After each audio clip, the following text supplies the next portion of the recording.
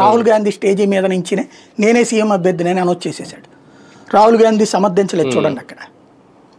Number 1. రెండవది అక్కడ ఈ గొడవ అంతా చేస్తున్నది ఏంటంటే అక్కడున్న యూత్ ప్రశాంత్ కిషోర్ వైపు వెళ్తున్నారు, వాళ్ళని వెనక్కి తీసుకురావడం, కాంగ్రెస్ వైపుకి డైవర్ట్ చేసుకోవడం.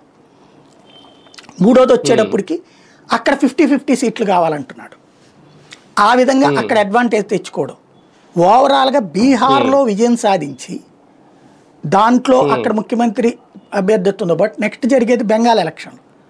బెంగాల్లో వీళ్ళందరూ కలిసి మమతకు సపోర్ట్ చేసేసి మమతను గెలిపించి బీజేపీని ఓడించాలి. అక్కడ బీజేపీకి అవకాశం పెరిగేలా ఉంది. అక్కడ క్రిందసారి ప్రతిపక్ష స్థానానికి వచ్చింది కదా, కానీ మొన్నటిసారి పార్లమెంట్ ఎన్నికలు వీళ్ళందరూ మమతకి సహకరించడంతో సీట్లు తగ్గినాయి అక్కడ, పార్లమెంట్ సీట్లు బీజేపీకి.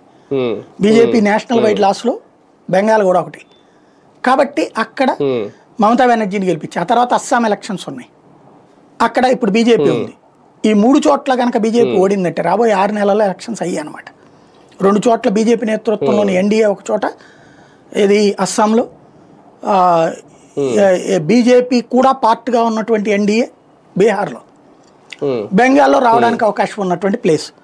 ఈ 3ట్లో కనుక బీజేపీని ఓడగొడితే అప్పుడు ఒకటి ఓడిపోయినప్పుడు నితీష్ కుమార్లో నెగిటివ్ షేడ్ బయటకు వస్తుంది, అతని ద్వారా దెబ్బ కొట్టాలి, మోడీకి ఉపసంహరింప చేయాలి. దాన్ని చూపెట్టి చంద్రబాబుని ఇక్కడ